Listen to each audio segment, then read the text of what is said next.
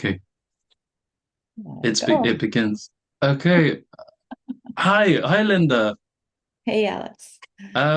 It's really cool to meet you on Zoom, and yeah, it's just how's it going? How's life? Everything's going okay. Oh, Yeah. good. Yeah. We I got love clobbered your. with a snowstorm. So Oh, we have like really? this much snow. Oh, Yeah. wow. Yeah. I don't know if I've ever seen so much snow in my life. Like, I'll send you a picture. You won't that'd believe be it. amazing. Yeah. Because when it used to snow in England like a lot more when I was like a kid, and then for really sad reasons, it's just sort of I the know. snow has been kind Well, of everybody here is saying, oh, we haven't had a snowstorm like this in about 5 or 6 years. right. That's Yeah, so it interesting. just, was quite beautiful, but Yeah. quite harrowing at the same Right. time if you Yeah, could yeah, drive yeah. anywhere. Right. Beautiful but harrowing. Yeah. Well, that maybe that's a good way in because I just read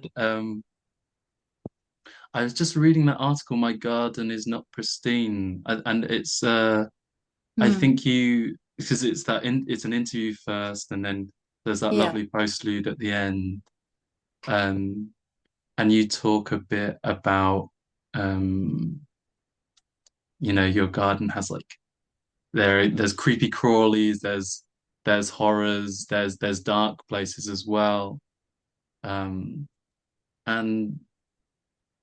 I don't know if there's really a question at the end of this sentence, but I think that's what so many um, people are drawn to in your work. Like there's this sort of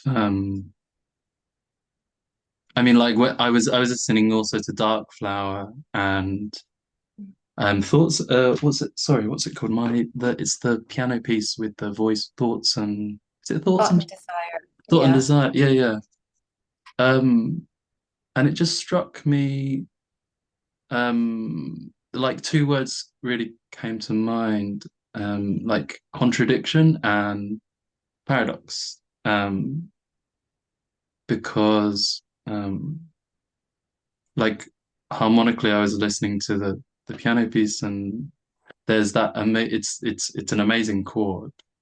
Um, because to me, because I uh, it's got the F and it's got the F sharp, and then the C, but which it shouldn't go together, but then there's the C which sort of like makes sense of it all. I mean, okay, here's the question.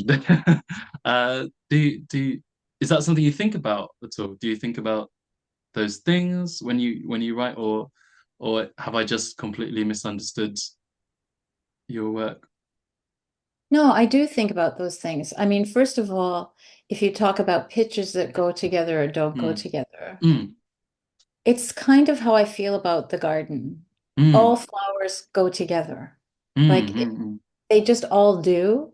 mm, mm, And it's because, but it has to do with uh, maybe where they are placed and how close together. So for instance, all pitches go together, but register can help make that work.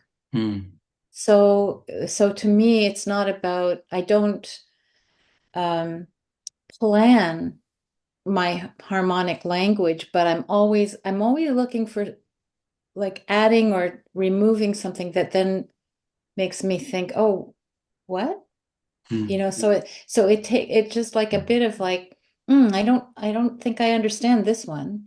Well, Yeah, let me use this. So I'm always looking to just um, either add a note that doesn't belong or remove something that makes it or put it in a different relationship by mm, register mm, so that it has a little bit less knowability to me. mm. I So that and I think also that relates to the darkness and light idea, which is hard to get in music in a certain way. We understand it as a metaphor, mm, but yeah, those shadings of like a feeling of maybe consonance or concord, but also a feeling of like shadings of edginess or dissonance or unpredictability. Yeah. Yeah. I mean, there's that I don't know that is it chiaroscuro? I don't know how to say it. The Italian word for is it chiaroscuro? The Chiaroscuro, yeah. chiaroscuro. Yeah, yeah, So yeah. yeah, that's right. That kind of yeah. So does it in that sense? Is it kind of about dimension as well for you? Like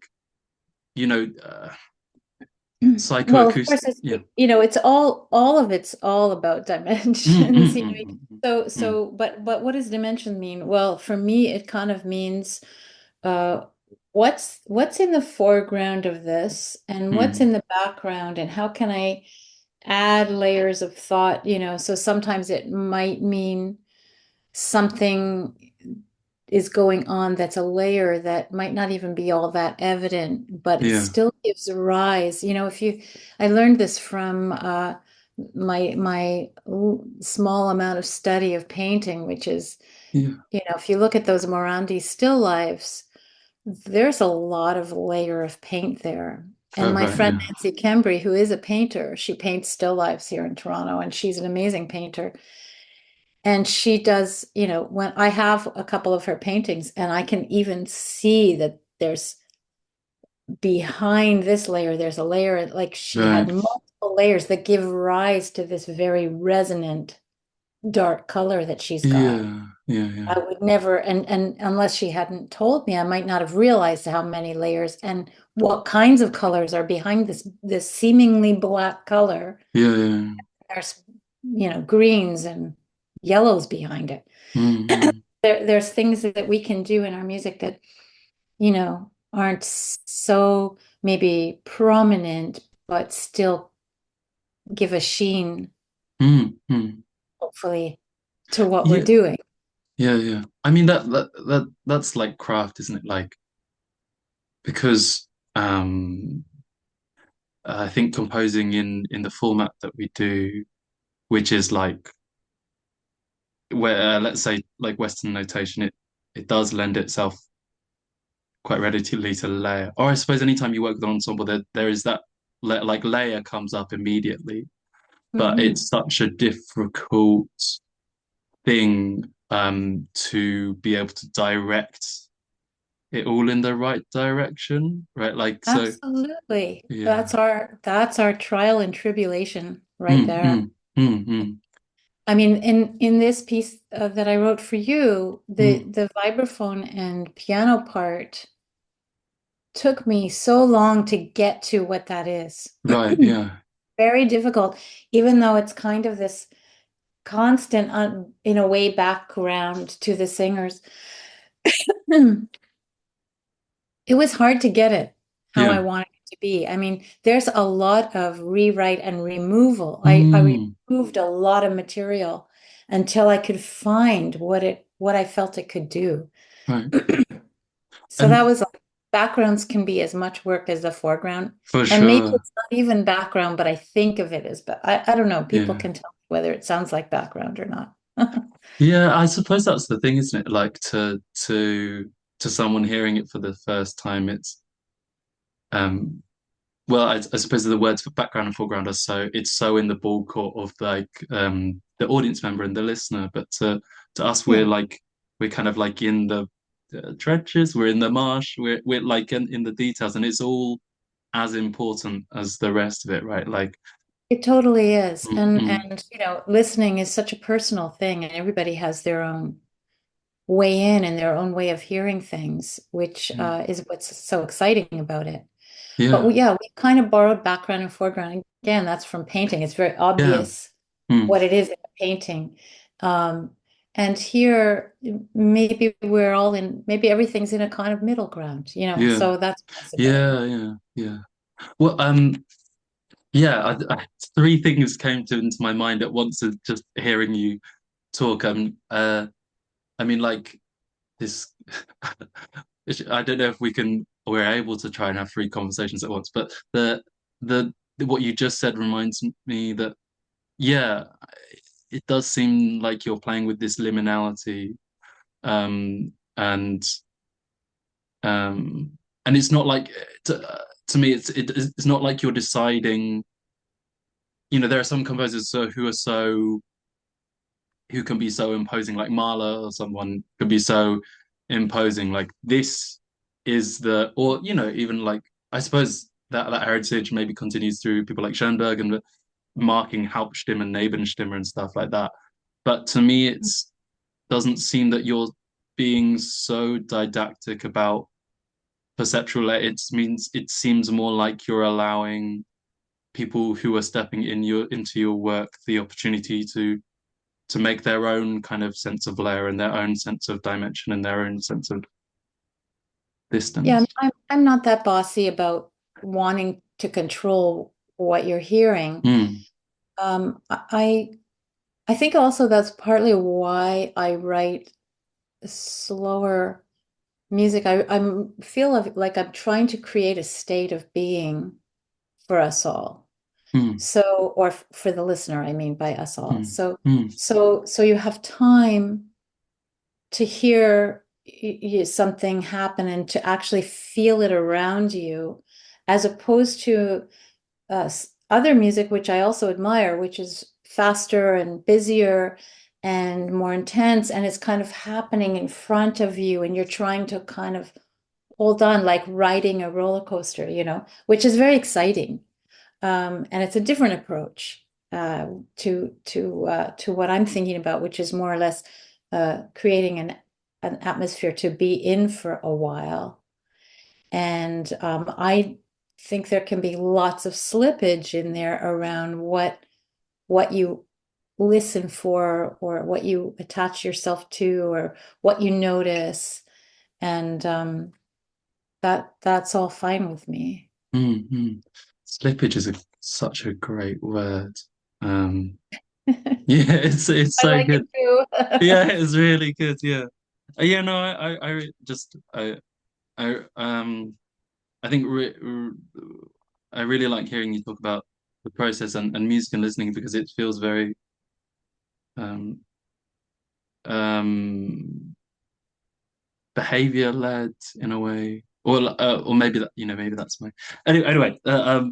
My the other thing I was going to say is just because we were talking about like directing and the sort of being able to direct sort of through layer, and I mean I think something that strikes me about the verticalities in this piece you've written, the Lighthouse, is yeah, there's sort of those really resonant. The registration is amazing, and I think the um uh I'm it's interesting to hear that you wrote and rewrote because it feels like it couldn't really be any other way, and it also feels very like you have this incredibly intuitive grasp for psychoacoustic phenomena. I mean, I wouldn't be able to verify with this fact, but an old teacher told me that Per Norgard used to point to some sort of bit in. I think I read somewhere that he used to point to some sort of bit in Sibelius 6, and he'd be like, "There's some sort of bass tone comes in," and he's like, he noted that it was exactly the right difference tone for what was happening on top. I can't say exactly what's happening, but Mhm. just Yeah. for instance, like um recently I've been working a lot with ring modulation and whole Mhm. number harmonic series ring modulation. And it is really interesting, if you add 8 and 9 together, you get the 17th harmonic, which is exactly like it's the note in between, but it's an octave up. Mhm.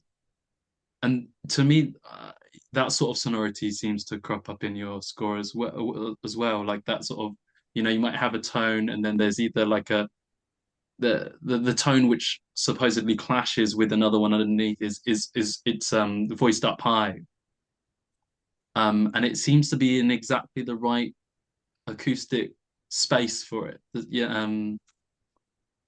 I guess that's Yeah, not really a question. no, I know what you mean by that. Yeah. I mean, I don't actually think about that very much. You Mm, mentioned, intuitive, and I think it is intuitive.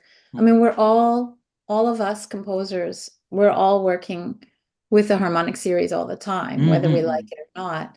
mm, I'm not actually analyzing that as I'm working at all. mm, mm. Really, what I'm doing is listening for, you know, does this feel open or closed? I might have that kind of feeling about it. Yeah, Does this feel too consonant? Do I need to offset it with an edgy pitch some, yeah, like it's really like how does this feel to me? yeah, I mean,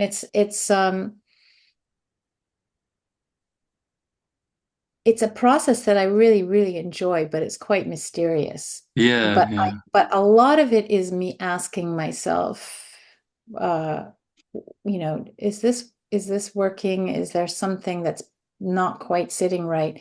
Mm, And then going back in and figuring out what is it that uh needs that the piece seems to need. mm, mm. Do I need more space? Open it up a little? Like, do I want a looser weave? Does it need more density at some point? Yeah. And so it's like these questions. So in a way, I think you can sort of relate to or hear, maybe some listeners can relate to or feel me working it out. It like the piece is the working out. Mm, mm, mm, mm. I work Yeah, it out in the composition. There's yeah. a lot of stuff that doesn't make it into the piece, Sure, and sure. that's okay with me. That's the ruthless cutting, you know, Yeah, just get rid of it. Not that's there, it doesn't the. belong. So I'm never attached to material too much. Mm. In fact, I find if I really feel attached to something, that's a big question mark for me. And I Uh, might go back and go, okay, wait a minute. right. Let me That's just, so interesting. maybe this is something that's too familiar. Right, Can I, right, yeah. can I make it a little strange to myself? Right, yeah. That's so interesting. I mean, This sense of detachment is really important. mm, Even though mm, I want intimacy, I want a sense of that, and that speaks to why I love Virginia Woolf's text so much. right, yeah. I always feel there's a kind of slight detachment to her, at least to some of the texts, where there's this, you can almost feel this observer standing there, Mm, observing the world and mm, putting the language out that seems to reflect that state of being in that moment. mm. So Yeah, I'm attracted I, to her. I mean, I was so, it was such a serendipitous moment when your score arrived in my inbox because, uh, I think I had literally just been, unfortunately, I haven't finished The Lighthouse because I lost it. But I lost my copy. So I got about halfway through.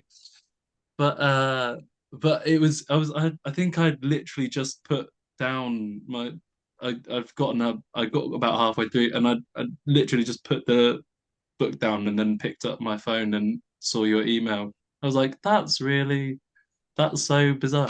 But I love those moments.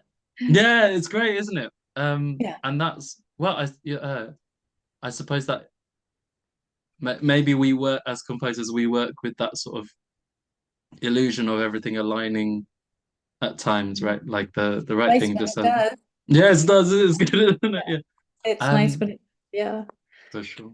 Um, but something that really strikes me about the excerpts that you've chosen, there, of course, they focus on the lighthouse, and Wolf is very still in those moments. But the I was I was quite surprised actually because the descriptions of Mrs. Ramsey, and her thought process and how what a brute Charles Townsley is or whatever. They're so sprawling in a way. They're Mm. and very I hope I'm not overstepping anything when I say this. Not what I naturally think of when I think of your work.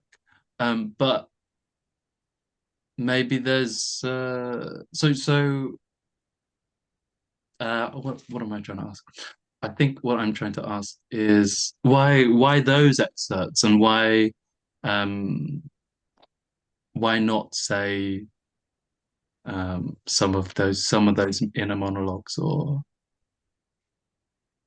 Well, the excerpts I use, so I used it's a paragraph quite late in the book. mm, And so it's just one paragraph, but then I insert the quotes from mm, Brown and William Cowper that she mm. uses because throughout the novel she Oh, has these quotes that okay. come up that are also part of the background thinking, so Okay. quote and because so I in micro form I did what she does, which is Okay. I took her text and I inserted text just as she does in the Mm, novel, mm, but I combined them within one paragraph of mm, her mm, writing. mm, And I just I loved I love this paragraph. I think it really does capture a state of being of, you know, basically describing a scene, what this person is seeing. mm, And then these fragments of poetry are also about the sea, mm, but mm. they're coming from another place. So I Yeah. I used that. I allowed those fragments to. That's where I treat the singers more as a choir. They're Yeah, really yeah, yeah. more together rather than independent lines. So I just Okay. used it structurally, but it's all Oh, okay. towards in a way. So her text is saying, "So fine was the morning," Yeah. and talking about subtle things like the scroll of smoke from a steamer far at sea, and the cliffs are looking a certain way, they're a certain distance away, and but the poetry quotes are a little bit more talking about being at sea and the Mm, a mm. little bit more, beneath a rougher sea, a little bit more. Yeah, yeah. So it's almost like the flatness of being in a moment. We all understand those moments where you're just not even about you. You're just Mm, absorbed in the landscape. And then the inner tumult that you might feel at any given moment. So yeah. it's not going to be obvious in the music, but this is just my background thinking Mm, to this. mm, mm, Um, and so the other thing I can say about that is I think a lot of people, when they set text, the text is what should be forward. But in a way, I think the text for me is a background to the music. mm, mm, mm. It's so I'm not just setting the text in whatever music I can, I'm putting the Yeah. text back behind the music and allowing it to be a place for the music to come forward. Yeah. Is Does it that make like any sense? I said? absolutely yeah, no, I think it makes so much sense. Is it like a color then? Is it sort of like a color on the sound or is it more It can be. I mean, her words are beautiful. mm, They're singable. They're mm, simple. mm. I mean, there Yeah, are yeah. some words that are tricky. The word fabric is Yeah, not yeah. singable word. Brick, yeah. Yeah. And but and I would like meaning to be there if people can hear the words. I try to set it in such a way that you can hear the text, Yeah. but it's because it's really just a description of a place. It's okay Yeah. if you miss a word here or there. Yeah, yeah, yeah. And and I also really did set each person kind of separately, except for those little choral moments. Everybody, it's a little Right. bit of a weave. And Yeah. that's kind of and so are the vibraphone and the piano kind of in a bit of a weave. And that's all a reflection of how looking at the sea can feel, that everything's slightly Okay. in motion but not quite together. Right, right. Even the waves are not all together, they're overlapping and separate. And Yeah. so there's this motion, subtle motions Yeah. this gently moving scene. Yeah, yeah, yeah. It's so cool to hear kind of these in other mediums that you've where you talked about. I mean, I listened to your interview with Benjamin Tassi, and Mm. there's the one on YouTube with Adrian's. He's a guitarist, Adrian. So, Uh, oh, that's yes, I'm uh, sorry. no, me. Well, we'll find a way to put this in afterwards. Maybe I'll do the research. I'll put Yeah, he's lovely. I don't know. yes, I'm gonna get you great his name interview. in it, Oh, but brilliant. But yeah, it's you know these words of like background and weave, like that's a really amazing word, and it's really cool to hear you connect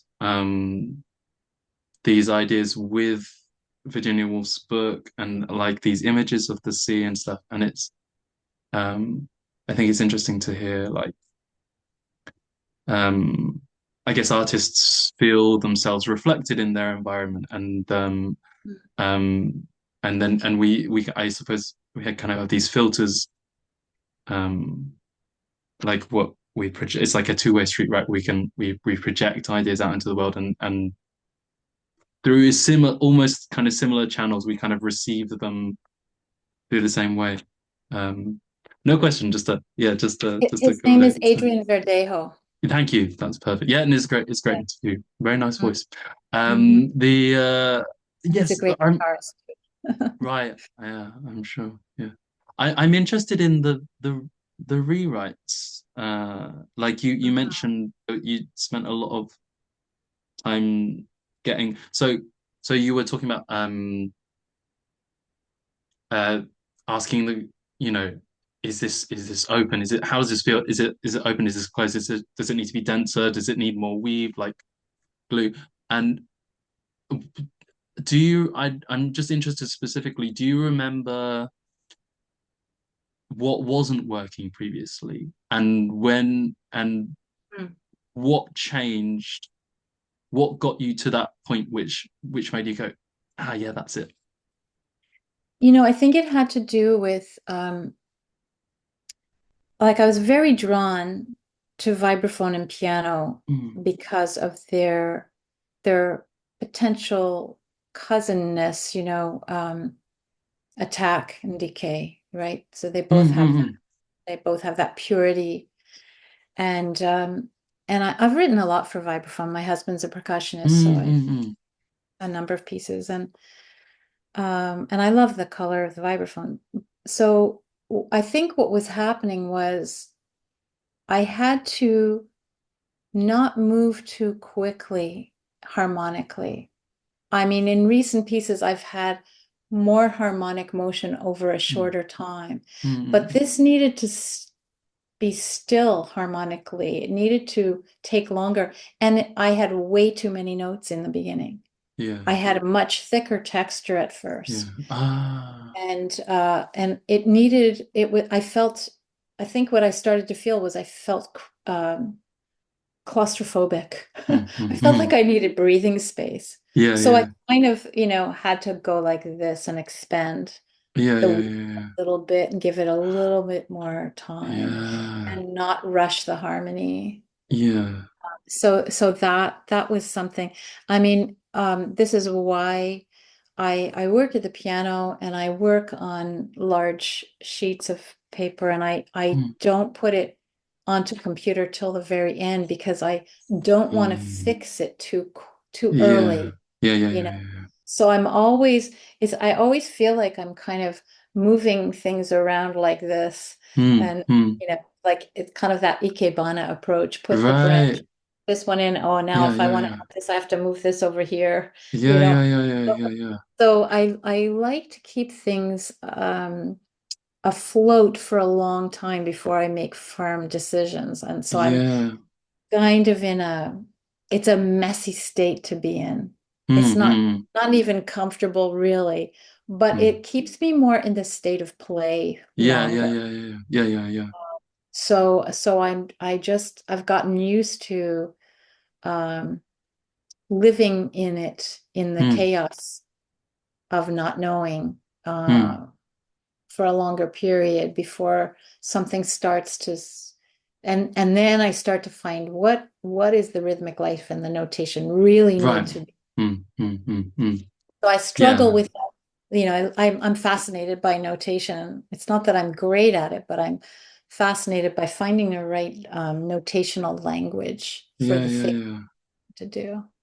Yeah. I suppose it must be well, I mean, just what from what you say, it sounds like you're just from the Ikebana analogy, it sounds like you're letting the material shape itself, like you're It feels sometimes like that. I mean, mm, um, that comes from like listening, and then always behind the listening is, oh, well, what if I do that longer? Or what if mm, I put a silence here?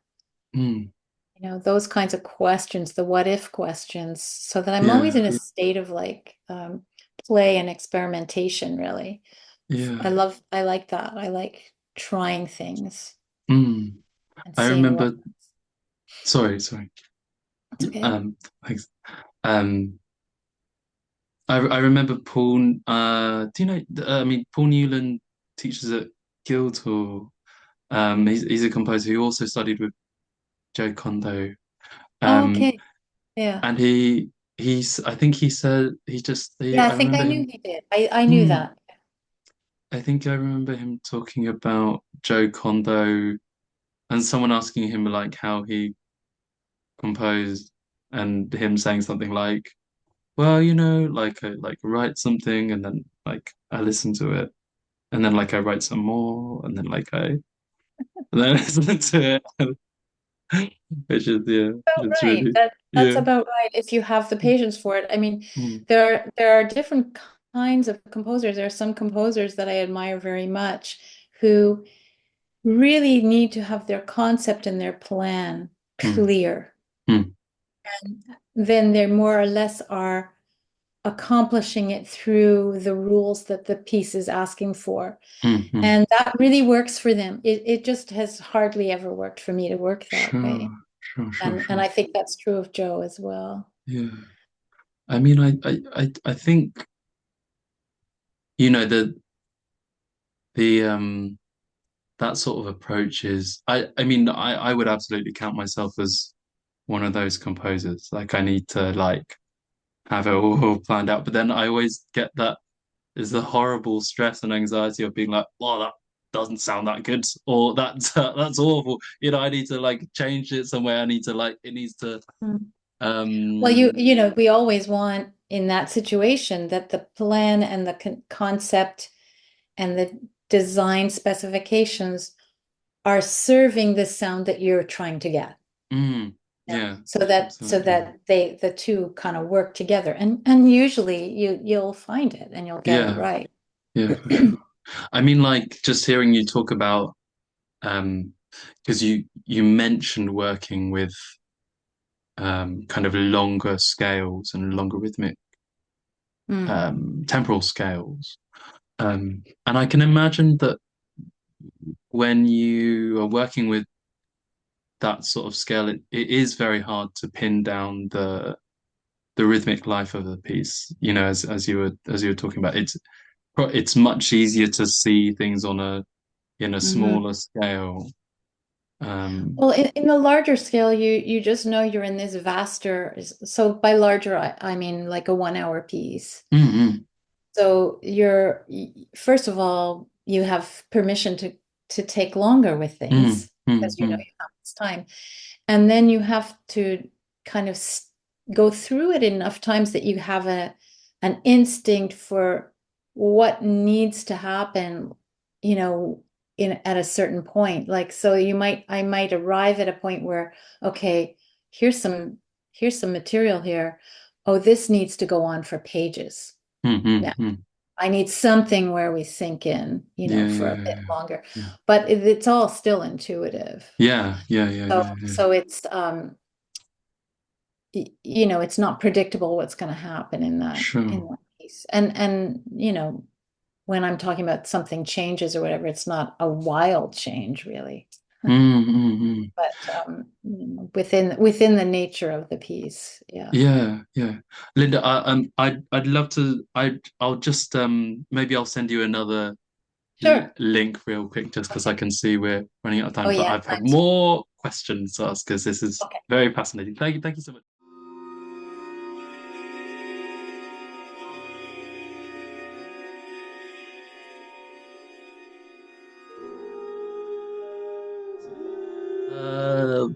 Where to leave off?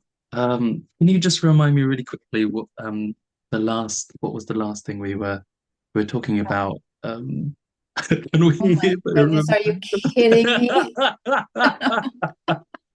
Yeah, yeah. To be fair, actually, yeah. Never mind. Let's go on something No, we completely were different. done with that topic. Yeah, it was done. We did it thoroughly. Yeah, yeah, Yeah. exactly. Yeah, I It think was we were time to talking move a on. lot about what kinds of changes, to make, Okay, yeah, that kind of yeah, yeah. thing. And Exactly. Texas Yeah. foreground and background. And Yes, absolutely. Yeah, yeah. Well, okay, something maybe a bit different then. Do you think maybe not while you're composing, but do you think about you seem to me like from reading articles, and you seem to be very like community orientated. So I think I was reading about your work with Urge Mm. and putting on concerts and collaborating and so do you think about either the kinds of performers that are attracted to your work and also the kinds of listeners that are attracted to your work? Does that ever cross your mind at all? Well, it's hard to think about that in the Mm, abstract, mm, but mm, I do like working with performers. I mean, for me, I'm so disappointed not to be with you guys this week and next week because I really love the rehearsal process, and I love to observe how people work, but to be part of that process too. And because we're in collaboration, especially with a new piece, about what is this? What does it need? What kind of mm, approach does it need? What kinds of approach do these people like to take, and how can I accommodate that? So it's always such a wonderful experience to go through that. mm, And I, obviously couldn't come this time, mm, mm, um, but yeah, it's collaborative in that way. But when I'm writing, I don't know who I'm writing for often. I don't, mm, so mm, I'm not thinking about it on that level, but I do feel that the aspect of me that's collaborative is the aspect of me that's not a micromanager in that I don't put a million prescriptive kinds of directions mm, in the score. The notes are there, the rhythms are there, that often how loud or soft it should be, but not too much more. And that's partly because I think my training in early music, for instance, with the unmeasured preludes of Louis Couperin, is one around allowing the harmony and the pitches to govern your sense of interpretation mm, and mm, in terms of phraseology and phrasing, how mm, much time to take with things. So, but I really trust musicians to mm, come to the table with their ideas and their sound. mm, And mm, quite often that means it will be slightly different than I was expecting, or they might have a tempo they want to do, and I just respect that so much. mm, mm, And so that aspect of collaboration is, and I really value everyone's point of view. And when I worked with Array Music, the chamber ensemble here in mm, Toronto, I mm, was director of back a long time ago. It was very collaborative. Even though I was the artistic director, I was not, micromanaging mm. interpretation. It was a group effort all the time. Sure, sure, sure, sure. And I think that's just feels nice. You know, Yeah, everybody's important. Sure, sure. I And guess it must make feel the performers you're working with, they must feel very respected throughout that process because, I guess so many, I recently had this experience of writing I think it was like what is it called? On a bass clarinet, like when you go multiphonic. quee, it's something like a multiphonic. I've forgotten the word now. Split tone. Sorry. Yes, Oh, split basically tone. multi. Yeah. Mm. And I wrote something like blah blah blah blah blah, and it was the performer went to me, you know, you know, at this point you might as well be saying, pick up the clarinet, put it in your mouth, blow like with 80% air or something. So yeah, it sounds like you really, yeah. I guess composers can forget that we're working with these really highly trained Not only individuals. highly trained, they know their instrument better than Mm. we will. Yeah, yeah, yeah, So, I don't need to tell them how to play their instrument, yeah, yeah, yeah. for sure. And I've been so lucky to work with, such great people all the time, and Mm, they're often very interested in, mm, because they have to go out on stage and play this thing. mm, So mm, they mm. need to feel connected to it, Yeah, so for they sure. want to know, what do you mean by this, or what should I think of here? Mm, mm, So I'm very interested if they have thoughts around that, but I'm also able to give them my thoughts around it. mm, So I don't back away completely and defer, but try to give them what I was thinking about, which might give them an image or something to hook onto that affects their sound. yeah. Musicians are very sensitive to language. And so when you say, can that be darker or lighter or warmer or colder, it immediately results in something in their touch, Mm, in mm, mm. terms of what they're doing. Yeah.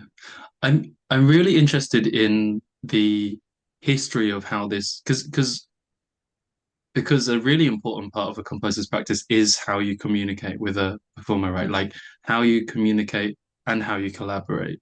Um, and you have hit upon this way of um, working with performers. Of course, there is your experience as a performer and in early music itself, but I'd be really interested if you remember anything anecdotal about. I mean, for instance, in the score you've written something like to be performed as in early music, which it's not like I'm presuming that not if not that would be a quite unique instruction among you and your peers as you were growing up to give as a composer. So do you remember like the first score which you gave that instruction or any other formative experiences? Well, I'm not sure what the first one was, but I Mm, did have early experiences working with early music yeah, musicians yeah. because I trained in harpsichord at university, and therefore I was playing with. I was lucky enough to know Alyssa Poole, who is an amazing Baroque flute Mm, player mm, who played with Toffel music for many years and so on. And mm, she also loved contemporary music. So mm, I had that chance to gain insight from her and a few my harpsichord teacher and Eric mm, Schwant, and so and I've written for Toffel music and so on.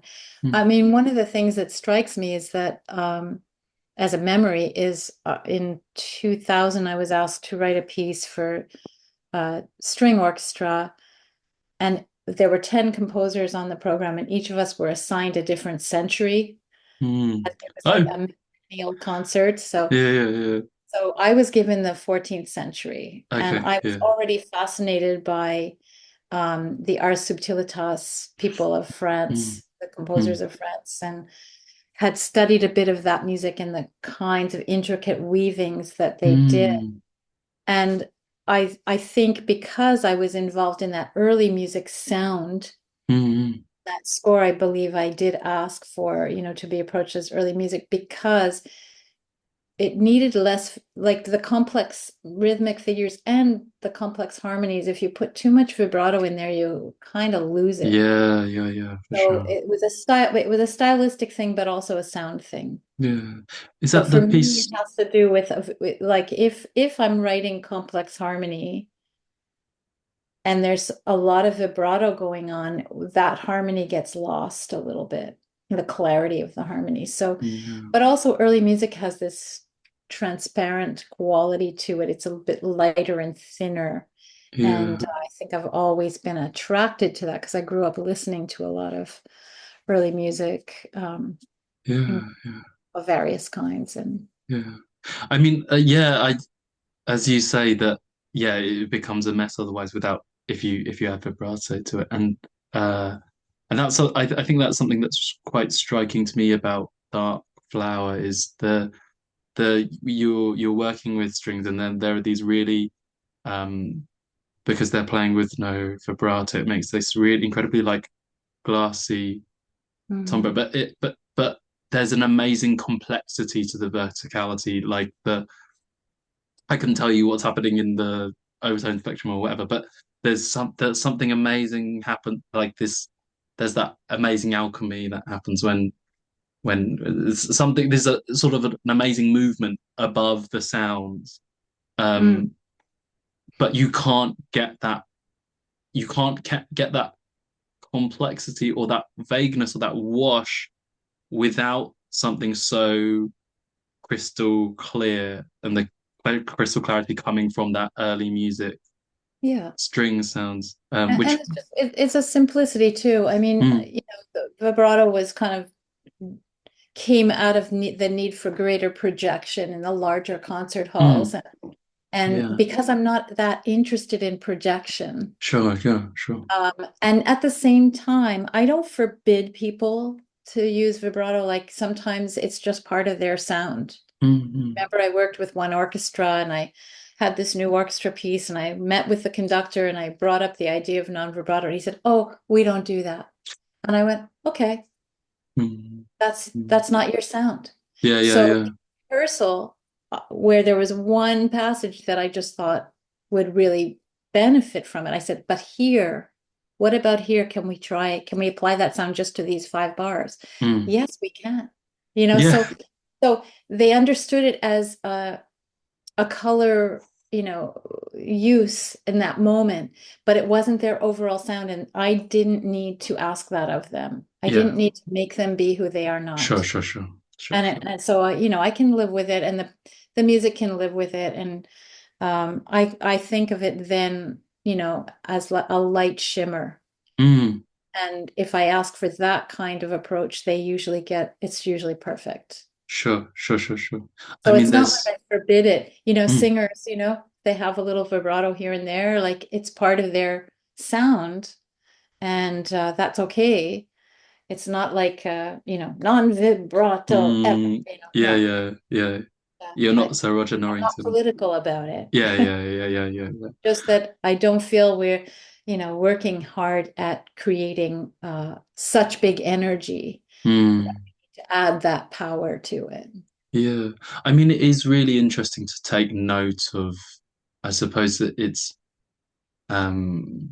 what's interesting, I suppose, about composing in the 21st century is the I suppose like not working with electronic music, for instance, like in when you're working with electronic music, like that's like there's an infinite array of making sounds that, Hmm. and you don't have to consider the 15 or 20 years that someone has been sat with an instrument 8 hours a day. You don't have to consider the fact that um, the bow does this or the mouthpiece does that or the and then so what and you don't have to consider that someone playing in the LSO or the Chicago Symphony Orchestra is used to well, you don't have to consider the LSO's like nuts rehearsal schedule, and you don't have to consider that the Chicago is going to be different, or the conductor or whatever. but you seem to have a very um,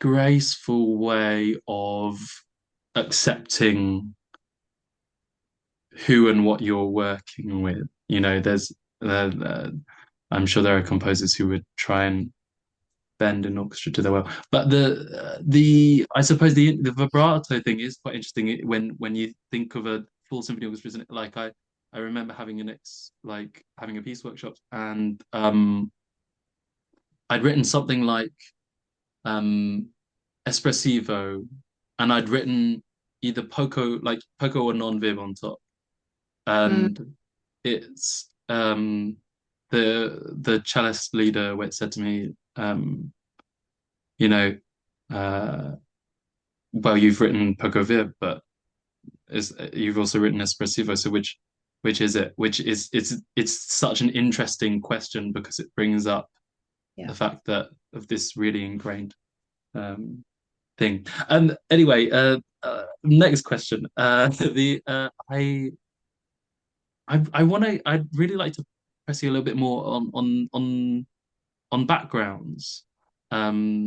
Just because you've talked before about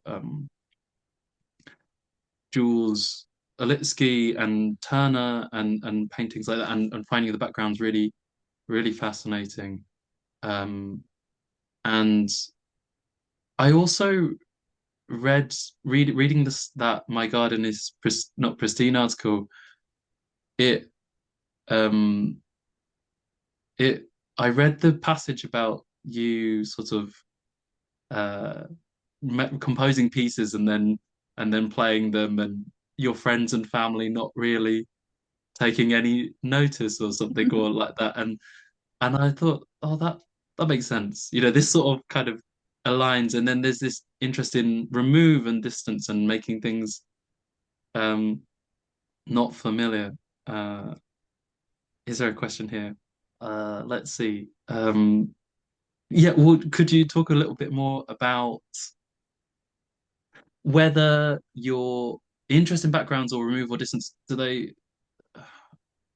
they tie with any sort of emotional experiences in your life, or do they tie with you know, are there any like cultural and expressions or analogies? For instance, like, is it seems in a way it seems quite British. Like the like I Come went to a on. thank yeah, yeah. Yeah. I mean I went to a Thanksgiving, and I they were saying, for instance, they were saying what they were thankful for very earnestly. I Hmm. couldn't do it. I just so I don't know, is there anything that comes to Okay, mind? so there's a lot in what you're saying. Yes.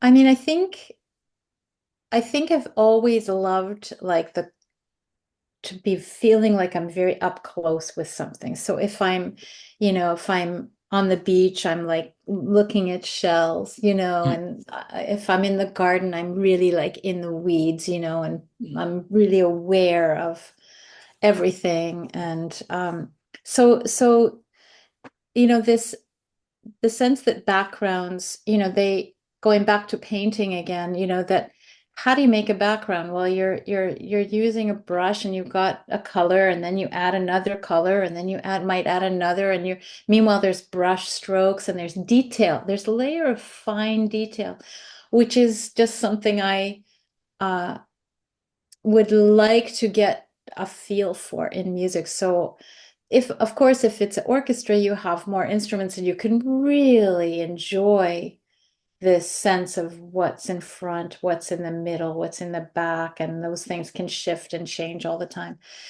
But in this piece, the vibraphone and the piano was just really enjoying like the endless small variation that one can get. And I think that's something that I really love in nature too. Every flower is slightly different, and yet you have this collective of those flowers, and they make this texture in the garden at that place. So allowing the simplicity of something to be there, and then to just to find its infinitude of variation. Mm-hmm. That's like, the spiraling down. You have this material and you go around it and around it and around it, but you're actually also going deeper and deeper into it. Yeah, And yeah, so yeah, if yeah. it can have this feeling of not just staying in the same place, which is static, but of allowing the feeling to get deeper. That's a Mm-hmm. really nice thing when that happens. Mm-hmm. And that's kind of how I'm thinking about, you know, being in this textural harmonic world, and then maybe melody has a life in there somewhere, Mm-hmm. Yeah, you know. yeah. In the peace, thoughts, and desire, it does. Mm. The melody very much feels like that. It feels like it sort of Yeah, that arises. piece came about, I first made it as just piano. Mm. And then when I played through it myself, I just heard. And so I thought, yeah, let me bring that out. Yeah, yeah, yeah, yeah, It's not about singing a song, really. yeah, yeah, Just bringing out what's already there, a tiny bit, yeah, yeah, yeah. by singing quietly, It singing reminds. quietly to oneself, as I say. Yeah, yeah, yeah, yeah. Exactly. Um, that's a different kind of liminality as well, isn't it? Like the voice is like barely there. It's like and It's that hard to doesn't. do. It's hard to Mm, do because mm, you're trying to find, as a pianist and singing along, you're trying to find just, how much do I want it to be heard? How much can I allow? How much risk can I take with being quiet? And mm. everybody's different, Yeah, uh, yeah, yeah. because I don't need, it doesn't need to, it's obviously not meant to be sung operatically. Yeah, yeah, yeah. Yeah. Are you interested in because we talked about projection Mm. and you're sort of you're not interested in making things sound big, but are you interested in then in how your pieces are recorded? Like, Yeah. Yeah, that's important. So I just went through that experience. Just was in the recording studio for this hour-long piano piece that I wrote for a pianist here named Cheryl mm, Duval. oh yeah, And we recorded it in a studio because in Toronto, there's very few good acoustic spaces with a good piano that don't have a million sounds from outside. So mm, we went into studio, and this studio has a beautiful Fazioli piano. Unusual piano. So, and we worked with this engineer, Dennis Patterson, who I've worked with before, and he's very intuitive. mm. So, um, we're still in the mixing stage of Ah, editing and getting the final result. But yes, I noticed in this editing session, I sat in on the editing. I made a small comment at one time about I don't want my head in the piano. yeah, I want to feel a little bit like I'm sitting in a room with a piano, mm, and I want the intimacy of that. And he made one little tweak, and he mm, started, and I was like, oh, that sounds good. So I do care about it. I do also collaborate. Like, I yeah, feel it's important that the engineer and the pianist have a really good feeling about what comes out in the recording, mm, equal to mm, me or maybe more important to me. So mm. I do like that. But I think a lot of the key of, this projection versus, quietude or whatever has to do with um what I like in music, which is when music is played and I feel it's not shouting at me, but it's actually inviting me to lean in. So I feel like the music and I are, listening to each other almost. Mm, mm, mm. I like that feeling. Yeah, yeah, It's not about being hushed. It's just about having room to be intimate with sound, and that I can hear it. I like to hear everything. So, yeah, so I don't need to bring it to the point of what, you know, Yeah, yeah, yeah, yeah, but just to be in the room with it in a comfortable way. yeah. And it seems like a very earnest way as well. It there is a contrast with I don't know why this series comes to mind, but have you seen Fleabag, Phoebe Oh, I love Waller-Bridge? Fleabag, of Yeah, it's course. amazing. And but there's a stark difference. I didn't think I'd be talking to you about Fleabag today. But there's a really stark difference because she in Phoebe Waller-Bridge, she's very like, come into my world, and then it's Mhm. every time she invites you in, it's to flip your perceptions on your head, or it's to say, look how clever I am. And then those True. earnest moments are she totally isn't intending to show you those moments, but they just sort of happen. But it seems very different to you. And I suppose that this brings to mind, I can't remember the lecture, but I've just seen this clip of Morton Feldman on YouTube, and he talks about kind of thinking about where the listener's mind is going, and playing with their expectation. Then he says something about, oh, so then when you went that way, when you thought I was going to go that way and I went that way, um or something like that. But it doesn't, Yeah. it seems very different to why Well, you would I'm invite not someone. sure how he meant that Mm, because he may have, in a way, been talking about to himself that he mm, thought he was going that way, but then the music takes him this way, and sure, sure, sure. that is. I mean, I don't ever really want to feel like I'm manipulating a listener. Mm, I try to second guess myself about like what, is that about? mm, But more I just want to be as clear as I can about this is what I think this needs to be, mm, the world that I feel we're making here. And I think listeners make of that what they will. Like mm, I don't need to like point, okay, listen to this and mm. now listen to this. That's not interesting to me, Yeah, really. yeah, yeah. What's more interesting to me is like, here we are. What do you think? Mm.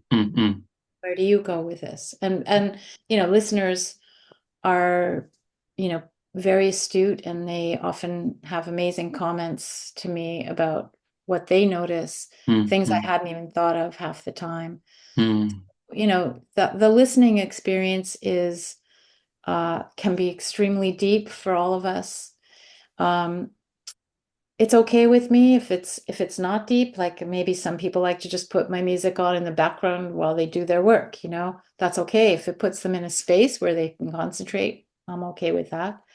Um, yeah, the listening experience is, we're a very visual society mostly. So here we are working in the listening world, and there's so much to it. There's just so much to it. And I mean, we all noticed after COVID that we got to be back in concert together. And so now that's mm, even more precious to us, this idea of the live moment, mm, which is absolutely incredible. Just being in a room with musicians, is a great thing. mm. Just a great thing. Yeah, uh, yeah. because sound, the way we hear it physically, like that's one of the things I maybe it's has to do with, my mother was a pianist, an amateur pianist, and I remember I used to just lie under the piano as a Mm, small baby grand when she would play. Like it was physical for me. yeah, yeah, yeah, yeah. And I loved hearing sound in that way that I could feel it all over. So it's Yeah, almost, you know, our whole body is an ear, yeah, yeah, yeah, yeah, yeah, feel it. Yeah, on our yeah, skin. yeah. That's That a lot. that makes a lot of sense to me, the way, because the when you say things like weave, it does bring to mind this sort of materiality and this Mm. textured way of being. And it's interesting to hear you talk about sort of sound which where, like the absence of vision, and I guess when sound and sight are combined, we none of us are capable of realizing how really how what sound, no, not what sound is, but like the variety of sound, or just, and it makes sense to hear you talk about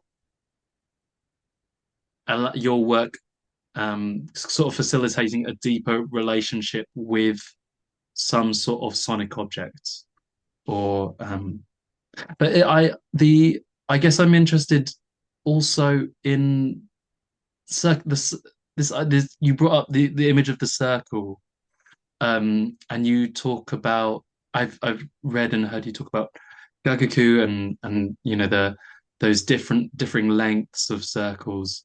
Yeah, so um that's relating to pulse. mm, So, as Joe Kondo told us yeah. class, we think of a pulse as the completion of a circle, Okay. right? Every Okay. pulse, boom. Mm, yeah. But in Gagaku, the circle's size changes. So it's Sure, sure, sure. Okay. boom, boom, Yeah. boom. So there's Right.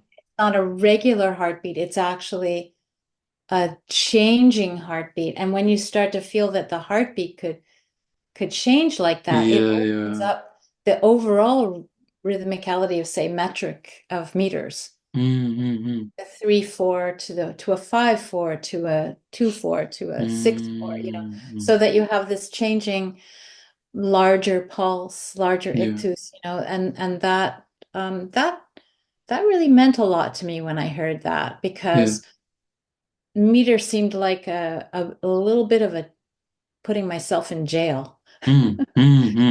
So when I realized, even if I stay in 3/4, but I can feel phrases over and above the bar line, and we're talking back when I started a long time ago. Mm. So that image of circle as a pulse, and that those each one of those could be different, was very freeing. Yeah, yeah. Really, And I really interesting to think about.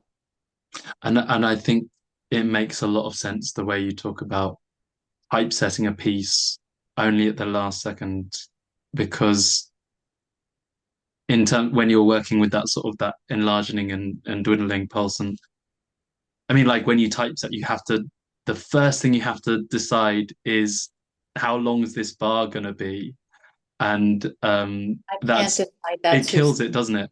Yeah, I really can't. I mean, I also didn't grow up on a computer, right? So I grew up with, pencil and paper, and just I need to feel time open up. And then the hard work is figuring out, well, how do I nail it down to Mm. notation? But I just can't do it too soon. Yeah, yeah, yeah. Just returning to, I mean, I think I misinterpreted this idea of the circle, because I thought it applied to kind of like form, but it doesn't seem to It apply it to. it doesn't in it applies to form in a different way. So Mm, in terms of um my approach is generally, continuous variation of some kind. But I also often sometimes do work in sections. But mm, even the material within those sections might recall or misrecall mm, something from before. So there is a circular nature of material that might, from the very beginning, come back over here or mm, foreshadow something that's going to come later, but not in a kind of storytelling sense, more just mm, like, oh, now it's changed. mm, Now it's changed in this way, and now it's changed in this way. So that variation is really my modus operandi. Like, how can I keep mm. it going? Because that's really the big problem, right? You come up with some fabulous material and it lasts 10 seconds or 20 seconds, and then it's like, now what? Yeah, yeah, yeah, yeah, That's a stylistic question. If it's, yeah, oh, and now change yeah, something, yeah, that's a different thing. But I yeah. tend to like to stay in a world for a long time. Mm, mm, So I just try to see if I can keep it going by varying something. yeah, It's like yeah, keeping the balloon in the air, tap it a yeah, little bit and see if I can keep it going. yeah. And that Um, have a kind of circular feeling to it at times, almost like Feldman's phrase, a rondo of everything, Mhm. every, Okay. Oh, and cool.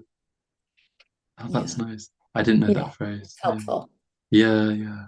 I mean, and then also there are those really important but also quite rare moments. I mean, I'm thinking now in the Lighthouse, there are those rare but important moments where something which seems to exist outside of the process that you set up does come in to play. So I'm thinking now of those that widening of register Mm. into the bass in the piano, or that arpeggiation that comes into the end on the like ED and F. Um, those really clear signif like signposts to the listener. Yeah, I mean, with register, it's like an acknowledgement of like, oh, wait, we have a bigger world than we thought we did. Yeah, yeah, yeah, So let's open it and hear it, both yeah. down and up. And then the arpeggiation was just, oh, what if how can it, instead of, we've been hearing solid chords, well, what if they ripple instead? And I Mm, mean, that's just, it's kind of like evolution of the material, it's just mm. another way to hear it, Yeah, and yeah, yet it yeah, seems to be to add something new at yeah, that time. yeah, yeah, yeah. And it's a different time scale of change, right? Like Mm. you're working with simultaneously really slow undulating change, but then there's sudden change, just very very briefly. Yeah, And yeah, I mean, um, that's fun to do. yeah, for sure. Yeah, yeah, having fun. Good for you. Yeah. Look, I guess that we're running out of time here, but I could talk to you all day, Alex. yeah, I could talk to you all day. It's Could be really really fun. nice. It's really fun. Yeah, yeah. I like talking to people. I just want to say, please give my thanks Oh, of to course. James and the musicians and the Oh, singers, yes. because I won't see them. So if you wouldn't mind Of thanking them course I for will. me. Of Yeah, course I will. Yeah. I mean, I know that they're really grateful as well. They're just I think they're just so excited. good. As am I. So it's gonna be great. Yeah. And good luck with your piece Thank too. you so It's a much. concert of premieres. How Concert wonderful is that? premieres. Yeah, yeah, exactly. Get all the weirdos out from the under our Nothing yeah. better. All the creepy crawlies are coming out from the garden. All the flowers are coming out. Exactly. All the flowers are blooming. Yeah, wonderful, wonderful. Yeah. Amazing to talk to you, Linda. Thank you so much for your Thank you, time. Alex. And thank you for commissioning the piece and for this concert coming up. I Mm, really appreciate it. absolute pleasure.